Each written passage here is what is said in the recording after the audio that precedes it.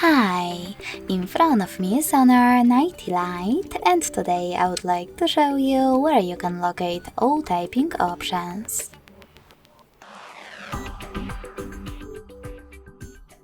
Begin by going into Settings and scrolling all the way down to access System and Updates. Then tap on Language and Input, Microsoft SwiftKey Keyboard, and Typing. As you can see, all typing options are here. To manage them, click on the switchers next to the chosen ones. Thanks so much for watching. If you enjoyed this video, don't forget to leave a like, comment and subscribe. Bye!